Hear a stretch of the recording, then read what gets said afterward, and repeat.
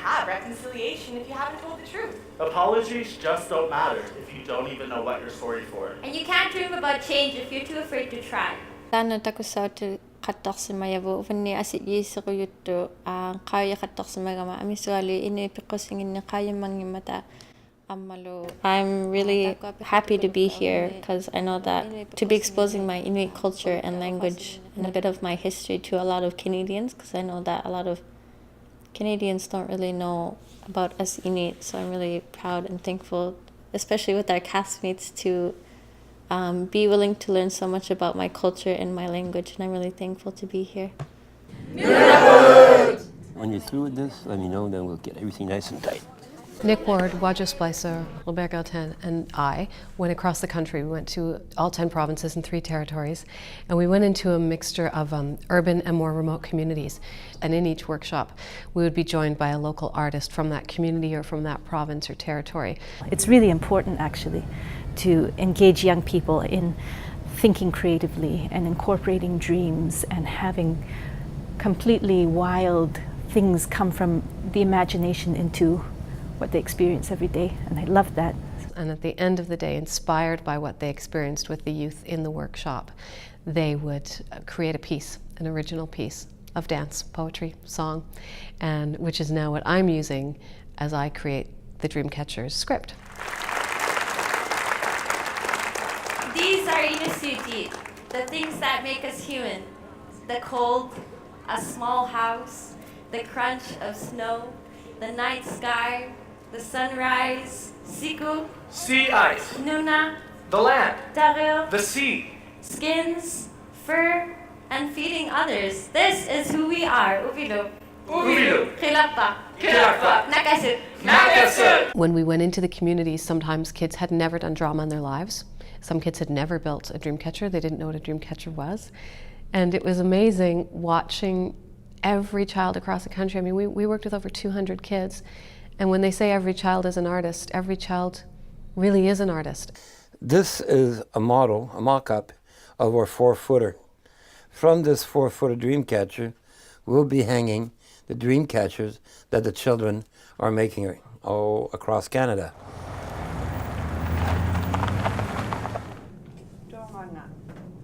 Nutsuk was talking about what happens in the dream realm for Inuit and how that gets interpreted into everyday life and human interactions.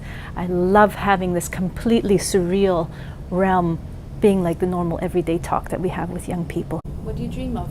I dream that everyone will be able to have the opportunity to speak their own language and speak other languages they want to speak. I wish and hope for that we'll all be considered equals and there won't be any racism. We're identified as the brown people who live in igloos.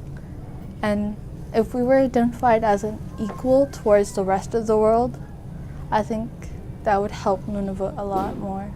They kind of think of us as the Inuit that live in igloos and travel places on polar bears. We're not. We go to school, we have cars. Iqaluit dreams of talking to her grandmother, but Siku can't speak Inuktitut.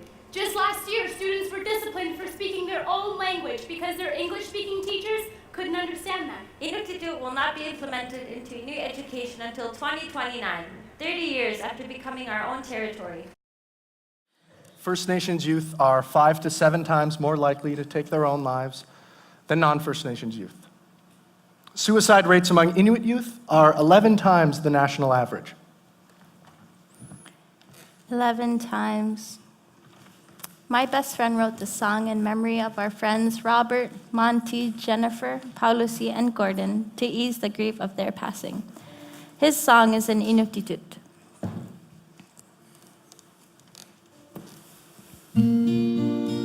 I would also like to dedicate this song to my father, who committed suicide when I was 15 years old. Love and miss you, Daddy.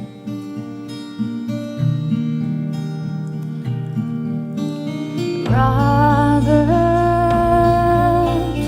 Monty, Jennifer, Paulusi, Gordon. Nunavut wasn't ours for a long time, and we were forgotten. So the song is called Robert, Monty, Jennifer, Paulusi, and Gordon. It's named after my friends. Suicide is a big thing up north. So it was to make me feel like it let me get things out of my system that was hurting. I dream of being a doctor so I can help people.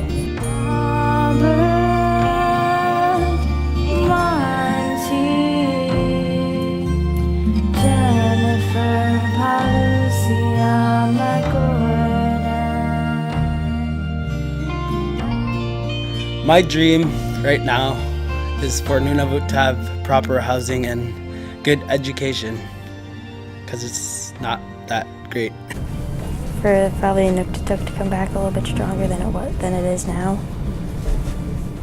That's kind of it. To get our language back, I think, to start speaking the language more. Treat people the way you want to be treated.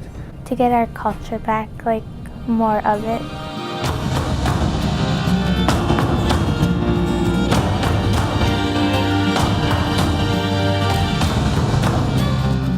Because a lot of it's been taken, and now most of us don't know it, and it's really hard to learn, but we all have to try to adjust to it, and I really want it back. The important job, like keeping the earth clean. To live every day, like, you know, you can't live it any better, and to just keep moving forward.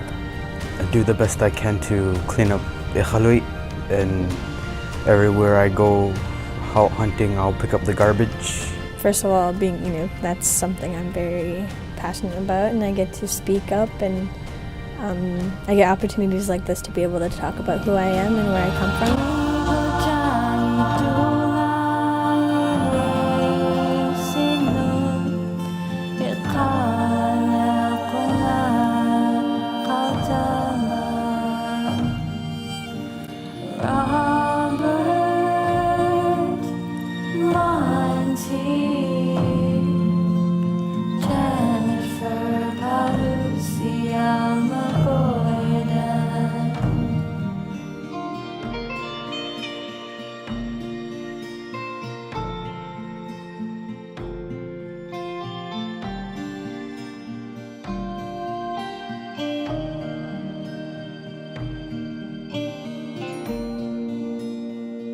The fact that these people could come together as creators of this most amazing project, this most important project that, in my opinion, is the most important one we've ever done.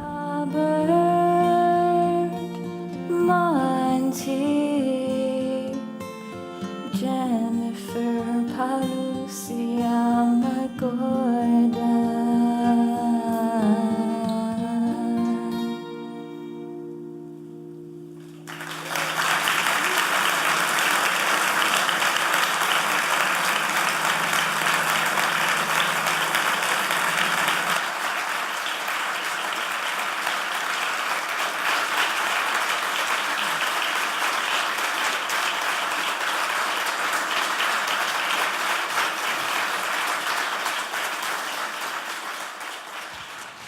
The Confederation Center of the Arts, the mandate is to explore the arts and through heritage, and to inspire Canadians through creativity and dialogue and collaboration.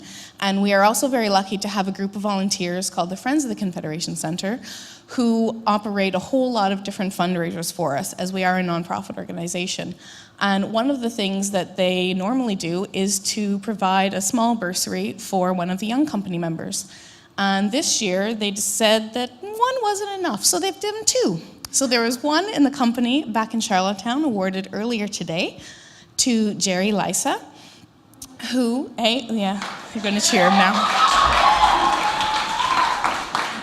who wrote the beautiful, beautiful song that was actually sung this evening by the winner of our second scholarship, Asiva Nagashuk. Come on out, Asiva.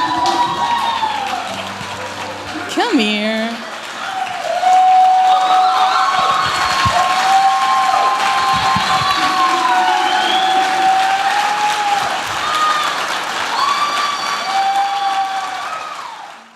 in the world right now, I think we can all see two paths to go down. There's one that I would see to be quite negative, and one that has the opportunity to see some real change to working together and communities working together to build the country stronger. If you know who you are and where you come from, you can dream anything.